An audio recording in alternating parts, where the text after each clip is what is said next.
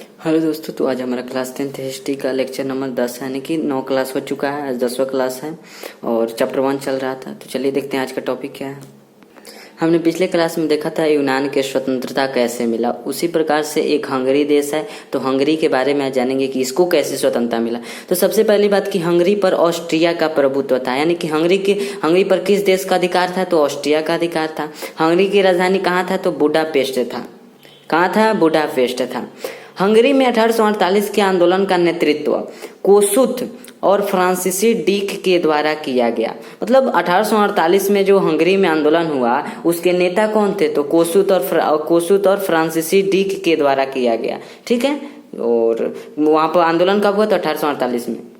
उसके बाद हुआ कि 31 मार्च 1848 को हंगरी से ऑस्ट्रिया का प्रभाव समाप्त हो गया। मतलब 1848 के मतलब डेट तो यहाँ पर पक्का नहीं दिया गया, लेकिन उसको स्वतंत्रता का डेट पक्का है कि 31 मार्च 1848 को हंगरी से ऑस्ट्रिया का प्रभुत्व समाप्त हो गया, यानी कि उस पर से अधिकार समाप्त हो गया। स्वतंत्र राष्ट्र कौन हंगरी बाद में बन गया, कब, 31 मार्च 1848 ईस्वी को। ठीक है, तो चलिए देखते हैं अगले देश के बारे में।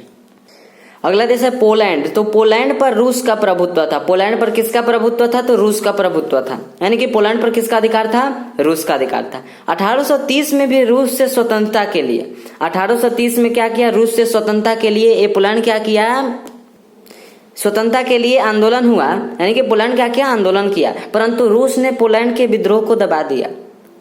परंतु क्या किया, 1830 में रूस ने पोलैंड के विद्रोह को दबा दिया। उसके बाद हुआ कि 1918 में प्रथम विश्व युद्ध के बाद पोलैंड आजाद हो गया। 1918 में क्या हुआ, प्रथम विश्व युद्ध कब हुआ था, 1914 में हुआ था, 1918 तक चला था। तो 1918 में क्या हुआ, प्रथम विश्व युद्ध के बाद पोलैंड आजाद हो गया। तो कहेगा अगर पोलैंड कब आजाद हुआ, तो 1918 में आजाद हुआ।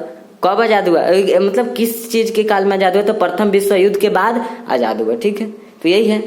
क्या कहता है कि पोलैंड पर किसका अधिकार था, तो रूस का अधिकार था। 1830 में भी रूस से स्वतंत्रता के लिए आंदोलन हुआ। कौन आंदोलन किया, तो पोलैंड आंदोलन किया। परंतु रूस ने किसके विद्रोह को दबा दिया, तो पोलैंड के विद्रोह को दबा दिया।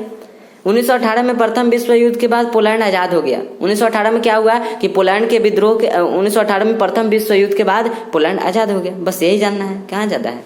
चलिए देखते हैं आगे। अगला देश है बोहेमिया। तो बोहेमिया ऑस्ट्रिया के अधीन था, यानी कि बोहेमिया पर किसका अधिकार था, तो ऑस्ट्रिया का अधिकार था।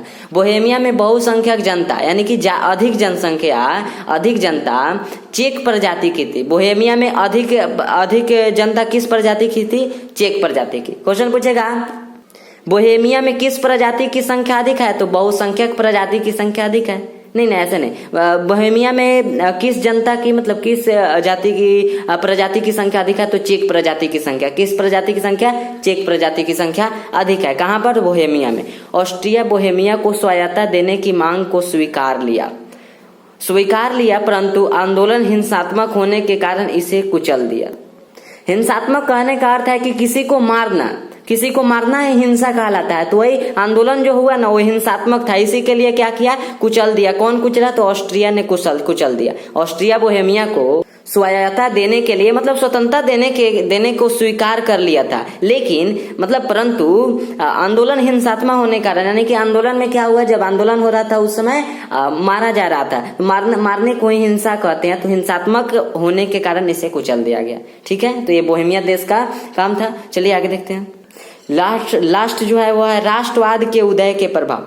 राष्ट्रीयता की भावना से प्रेरित होकर अनेक राष्ट्रों में क्रांतियां, मतलब यहाँ पर सबसे पहले इसको समझ, राष्ट्रवाद के उदय के प्रभाव। राष्ट्रवाद का उदय कैसे हुआ था, तो राष्ट्रवाद का उदय हमने 1848 में, जैसे कि फ्रांस के बारे में कुछ बताए थे कि वहां पर जो निरंकुश शासन था, तो उन सभी के कारण क्या हुआ, राष्ट्रवाद का उदय हुआ। लेकिन उदय होने के बाद आखिर उसका प्रभाव किस किस पर पड़ा, उसका परिणाम क्या निकला। कोई भी काम किया जाता है तो उसका परिणाम निकलता है लास्ट में। उसी प्रकार से जब राष्ट्रवाद उदय हुआ तो उसका परिणाम क्या निकला। उदय, अगर पूछेगा कि राष्ट्रवाद के उदय के कारण क्या है, तो आपको जो फ्रांस में और जो इटली में जो मिला कि वहां के जो शासक थे वो बहुत क्या थे, बोल सकते हैं कि निरंकुश था। जैसे कि लुई 16वां, लुई 17वां, लुई 18वां, चार्ल्स एक्स बोल सकते हैं, ये सब क्या था, एक निरंकुश था। क्या बोल सकते हैं। और ऑस्ट्रिया का एक कौन था चांसलर जो था, उसका नाम मेटरनिक था। तो मेटरनिक, तो उन सभी के कारण क्या हुआ, ये सब उदय हुआ। क्या हुआ, उदय हुआ। तो उसका प्रभाव क्या है, उसका परिणाम क्या निकला? तो उसका पहला परिणाम निकला कि राष्ट्रीयता की भावना से प्रेरित होकर, मतलब राष्ट्रीयता यानी कि राष्ट्र के प्रति प्रेम की भावना से प्रेरित होकर अनेक राष्ट्रों में, मतलब अनेक राष्ट्रों का अनेक अर्थ है अनेक देशों में क्रांतीय आंदोलन। क्रांतीय आंदोलन, क्रांति का मतलब क्या होता है, परिवर्तन, यानी कि जब सरकार जब जनता की बात को नहीं मानता है तब क्रांति होती है। तो क्रांतीय आंदोलन और नए राष्ट्रों के उदय होने लगा। जब क्रांतीय और आंदोलन होने लगा तो नए राष्ट्र का निर्माण होगा ही होगा। उसके बाद है कि राष्ट्रवाद का प्रभाव एशिया अफ्रीका के उपनिवेश पर भी पड़ा। राष्ट्रवाद का प्रभाव एशिया और अफ्रीका के उपनिवेश पर भी पड़ा। एशिया क्या है, एक महादेश है, अफ्रीका भी एक महादेश है, के उपनिवेश पर भी पड़ा। उपनिवेश क्या होता है, मतलब उपनिवेश वह होता है जो किसी देश पर क्या करता है, कब्जा कर लेता है, तो उसे उपनिवेश कहते हैं। जो किसी देश पर कब्जा करता है उसे ही उपनिवेश कहते हैं। तो राष्ट्रवाद के प्रभाव एशिया अफ्रीका के उपनिवेशों पर भी पड़ा। मतलब क्या करते हैं, देखिए इसका परिभाषा है कि जब कोई शक्तिशाली देश किसी कमजोर देश पर कब्जा करता है तो कमजोर देश को शक्तिशाली देश का उपनिवेश कहते हैं। मतलब जो कमजोर देश पर जो अधिक शक्तिशाली देश कब्जा करता है तो कमजोर देश को क्या कहते हैं, उपनिवेश कहते हैं। उपनिवेश कहते हैं। तो उस पर भी पड़ा। क्या हुआ, जिस देश पर बड़ा बड़ा देश कब्जा किया था तो जो छोटा छोटा देश था जिस पर वो कब्जा किया था उसमें क्या हुआ, राष्ट्रीयता की भावना जगा, जिसके कारण वो आजाद होने के लिए उत्पन्न हुआ। ठीक, तो ये सब क्या हुआ, राष्ट्रवाद के प्रभाव के कारण ही हुआ, प्रभाव नहीं, उदय के कारण ही हुआ।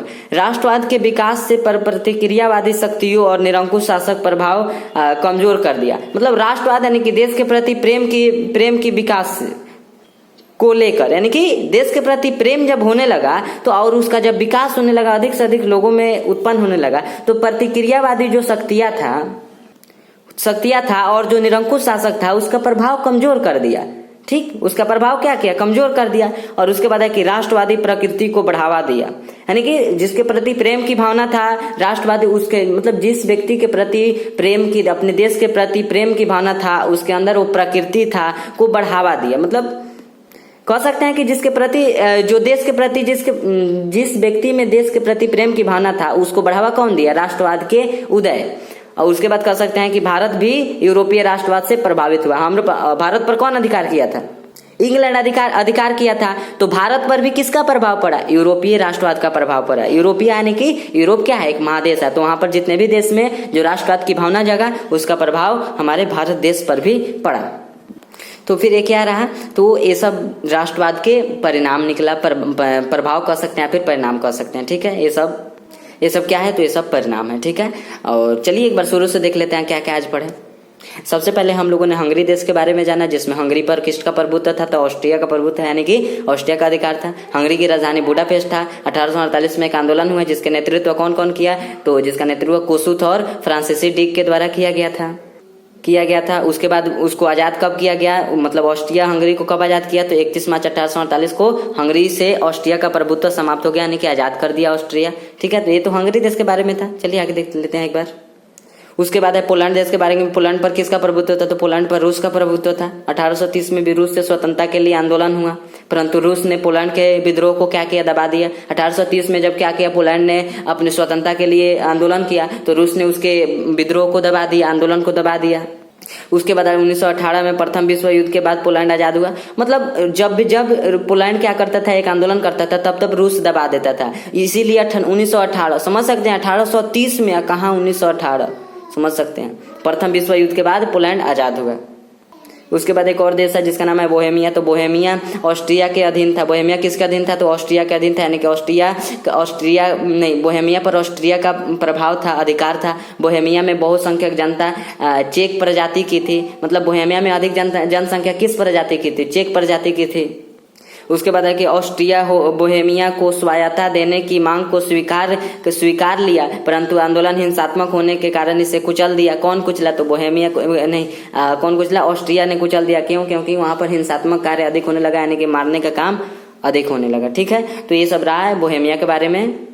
और लास्ट क्या था, राष्ट्रवाद के उदय के प्रभाव। राष्ट्रीयता की पहला था राष्ट्रीयता की भावना से प्रेरित होकर अनेक राष्ट्रों में क्रांतीय आंदोलन और नए राष्ट्रों का उदय होने लगा। ये पहला था। राष्ट्रवाद का प्रभाव एशिया अफ्रीका के उपनिवेश पर भी पड़ा।